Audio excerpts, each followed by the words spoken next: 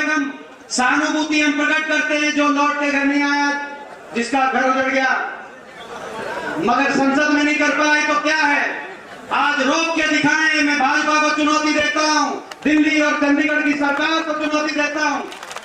संसद में नहीं किया, लेकिन आज जन संसद में मैं आप सबसे आग्रह करता हूं। इन विश्वासघात करने में 5 घंटे लगाए। आपको याद होगा जब नतीजा आया 2019 में, तो दुष्यंत उचाना से जीते। उचाना के लोगों से पूछा क्या करना चाहिए।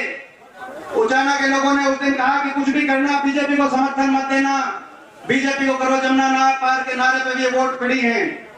मगर इन्होंने कहा कि ठीक है, ऐसा करते हैं, जो 5100 की पेंशन देगा उसका समर्थन करेंगे। उचाना से गाड़ी चली थी, जींद में, जींद तक, रोहतक तक, बहादुरगढ़ तक, टिकरी बॉर्डर तक गाड़ी ठीक रास्ते पे थी। मगर दिल्ली के अंदर गाड़ी जैसे घुसी, दिल्ली के टेढ़ी मेढ़ी सड़कों पे घूम घूम के गाड़ी बीजेपी के कार्यालय के आगे पहुंच गई और वहां समर्थन पत्र ने बीजेपी को दे दिया। हम क्या करें, लेकिन इसने तो 5 घंटे लगाए। मैं एक बात कहना चाहता हूं, जो दूसरी पार्टी है, इनेलो पार्टी, इनने तो 5 घंटे लगाए, लेकिन वो 5 मिनट भी नहीं लगाते बीजेपी को समर्थन देने। ये भी आज आपको पहचानने की जरूरत है। मैं ठीक कह रहा हूं तो एक बार हाथ उठा करके बताओ मैं ठीक कह रहा हूं। 5 मिनट भी, 5 मिनट नहीं लगाते। ये वही पार्टी है। आज सोचना चाहिए अभय सिंह को, क्या कारण है 2014 में इनकी 20 सीट आई थी, कांग्रेस की 17 सीट थी। ये नेता प्रतिपक्ष थे, वहां से घटकर 1 पे क्यों आ गए? मैं बताता हूं 1 पे क्यों आ गए। 20 से घटकर 1 पे क्यों आ गए, आगे 0 पे क्यों पहुंचेंगे? मैं बताता हूं। क्योंकि 2014 से 19 तक लोगों ने तो विपक्ष के नेता का इनको जिम्मेदारी दी थी, मगर ये विपक्ष के नेता की जिम्मेदारी भूल गए और सत्ता पक्ष के साथ मिलकर, दोनों नेता विपक्ष और सत्ता पक्ष दोनों 5 साल मिलकर, दोनों ने हुड्डा साहब को और मेरे को, हमको निशाने पर रखा। हर बयान हुड्डा साहब के खिलाफ आए, मेरे खिलाफ आए। हम तो विपक्ष में थे, हम तो लड़ाई लड़ रहे थे। आप खट्टर सरकार के खिलाफ नेता विपक्ष थे, उनसे लड़ाई लड़ते। बयान हमारे खिलाफ, निशाने पे हमको रखा। कहीं भी मौका हुआ तो बीजेपी को वोट दी। राष्ट्रपति चुनाव में बीजेपी को वोट दी। 2014 में बिना मांगे बीजेपी को समर्थन दिया। 19 के चुनाव के बाद कोई समर्थन नहीं मांग रहा था, लेकिन कह दिया कि कांग्रेस को नहीं देंगे। अभय सिंह का बयान आया, वो तो दुष्यंत की ज्यादा सीट थी, वो पहले दिल्ली पहुंच गए। रेस लगी थी, कौन जींद से पहले पहुंचेगा, कौन इलाहाबाद से पहले पहुंचेगा। दुष्यंत चौटाला पहले 10 से अपने एमएलए लेके पहुंच गए। रेस इस बार भी लगेगी, रेस इस बार भी लगेगी।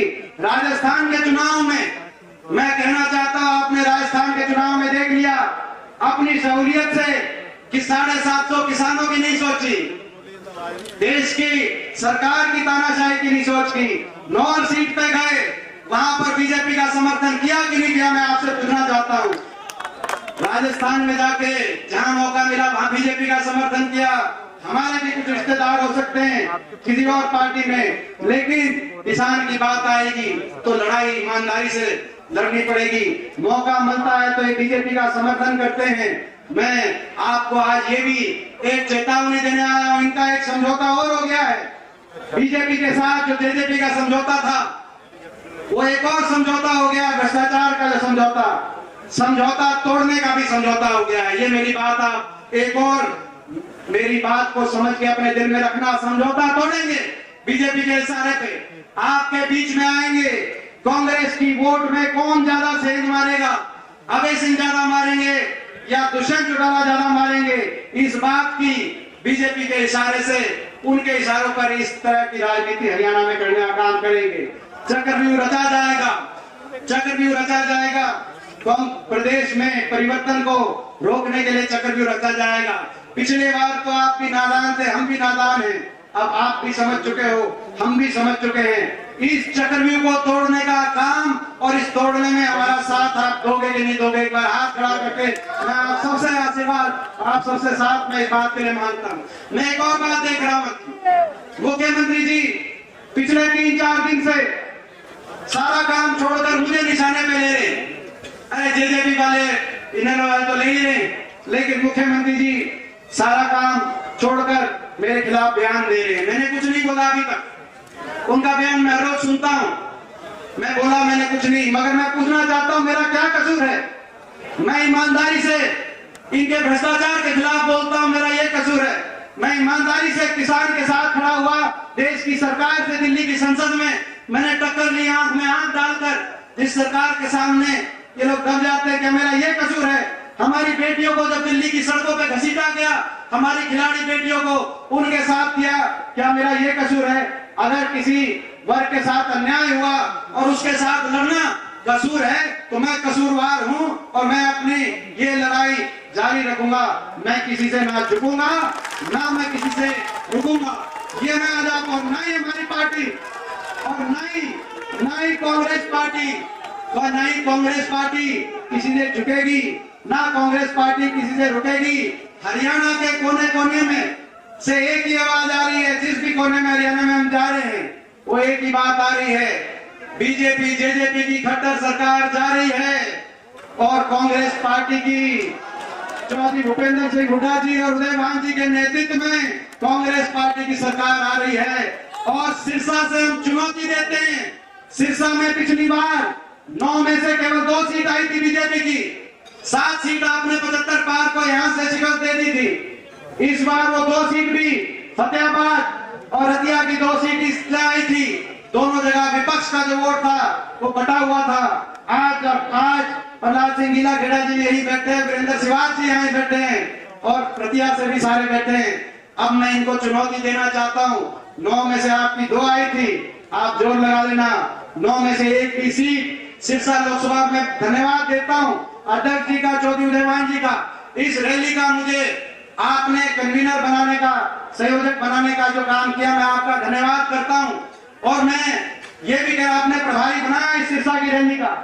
अंत में मैं एक ही अपनी तरफ से मांग रखते हुए, 2 मांग अपनी तरफ से रखते बात समाप्त करता हूँ। पहली मांग मैं कहना चाहता हूँ, आपने मुझे प्रभारी बनाया था इस रैली का, लेकिन आप मुझे सिरसा का परमानेंट प्रभारी बना दो। मैं आपका ये आपसे अपनी तरफ से आग्रह उदयभान जी से करना चाहता हूँ। दूसरी मैं मांग रखना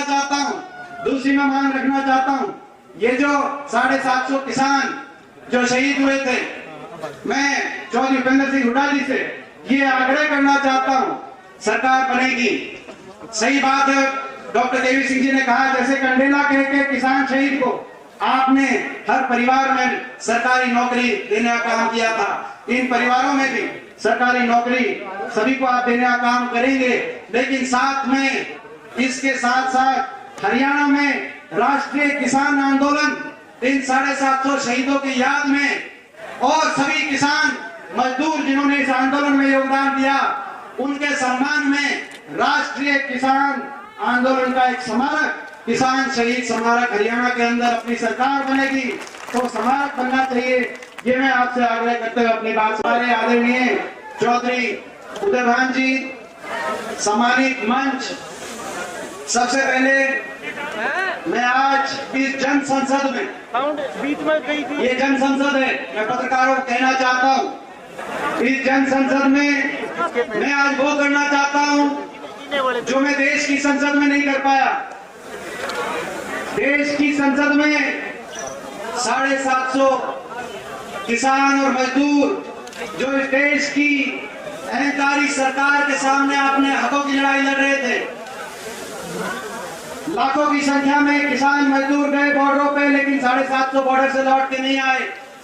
उनको श्रद्धांजलि देना चाहते थे हम। देश की संसद में हमने बहुत लड़ाई लड़ी, मगर इस सरकार का दिल नहीं पसीजा, दया का भाव इस सरकार के दिल में नहीं आया। ये कह सकते थे इनकी मांग नहीं मानते, लेकिन कम से कम सहानुभूति हम प्रकट करते हैं। जो लौट के घर नहीं आया, जिसका घर उजड़ गया, मगर संसद में नहीं कर पाए तो क्या है, आज रोक के दिखाएं। मैं भाजपा को चुनौती देता हूं, दिल्ली और चंडीगढ़ की सरकार को चुनौती देता हूं। संसद में नहीं किया, लेकिन आज जन संसद में मैं आप सबसे आग्रह करता हूं, एक बार खड़ा होकर मौन रख के, आप सब खड़े होकर मौन रख के हम अपने 750 किसान और मजदूर भाइयों को श्रद्धांजलि देंगे। मैं आप सबसे आग्रह करता हूं।